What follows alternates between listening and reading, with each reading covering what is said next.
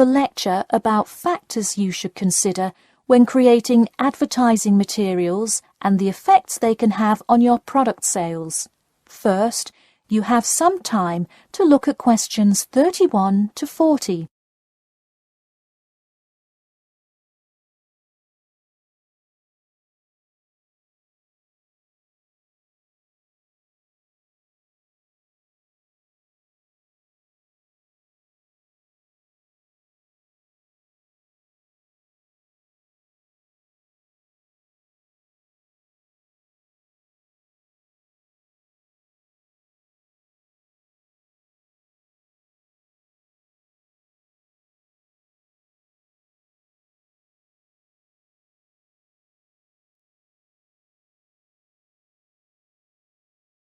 Now listen carefully and answer questions 31 to 40.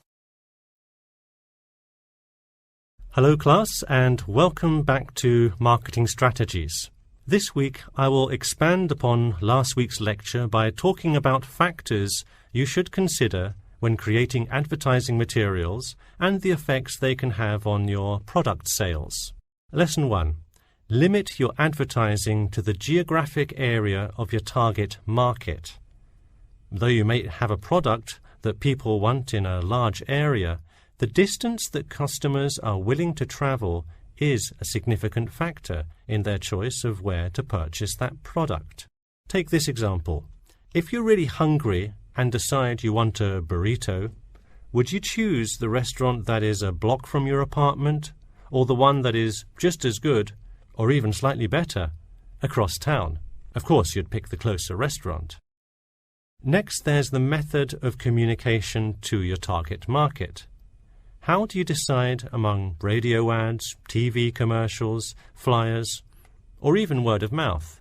While we often think of the visual presentation of ads, there's much more to advertising than the look. Studies show that consumers are much more likely to remember advertising slogans if there's also a sound plate. Did you know that your sense of smell is closely linked with memory? Think about Mandy's candy store up the road. Every time you walk past it, you can just smell the chocolate, right? I bet you can almost smell it now. Just mentioning the name brings about the smell memory and, in turn, a chocolate craving. What better way to sell chocolate bars? Obviously, sometimes appealing to the senses isn't the most practical way to advertise. For example, it's a good idea to come up with a marketing strategy that adapts to the product, especially digital products. The flexibility of this kind of products is extremely important, so it's very common for advertisers to form one single layout for all of their ads, the visual, the medium, even the majority of the content, and simply update the ad each time they come out with a new version. Remember, advertising is all about stirring up the right feeling in your potential customers, whether by stimulating the senses, appealing to the intellect, and so on. Once the customer experiences the ad, the important thing is his or her reaction. Someone could love the ad you made, but unless he or she considers buying the product, you've failed to get the reaction you were looking for.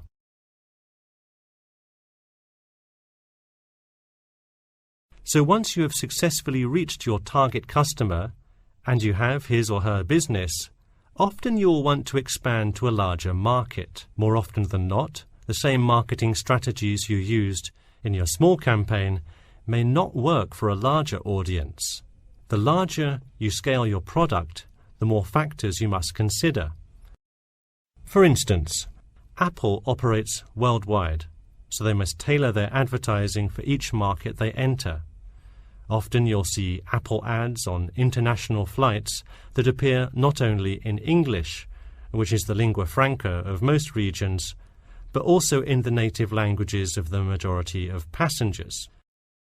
I travelled to Russia last week, and it was really interesting to see the same Nike ad that I've seen 100 times, except this time it was in Russian. Okay, going back to the medium of the advertisement, even after choosing to create print ads instead of radio announcements, television commercials, etc., there is more to consider. If you print your ad in a newspaper, it will be read by a far different audience than if you print your ad in a popular magazine. Would you put an ad for the new Justin Bieber album in a newspaper? Probably not, because that product is most suitable for youths. Let's face it, do you know anyone under the age of 25 that buys a newspaper? No. Now let's try a few strategy exercises. Imagine you're a company that is aiming to improve the environment by making products that reduce human waste. How would you advertise your product? Clearly it would send the wrong message if you put up flyers or other materials that cause lots of waste paper. Consider instead putting commercials on the Health Channel or buying ad space on websites like UNESCO. Or here's another example. What is one great place to advertise suntan lotion? How about a swimming pool? It has the exact group of people that need the product. All right, one last thing. Let's say you're filming a commercial for a water filter pitcher. What would be good scenery to use for the background? Think about somewhere calm and relaxing with clean, fresh water.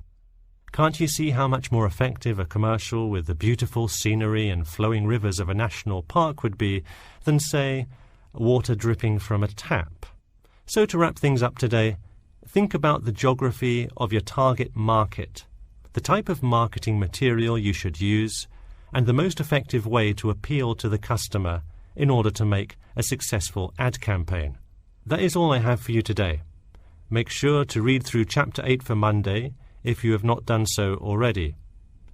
Okay, now I'd be happy to answer any questions you may have.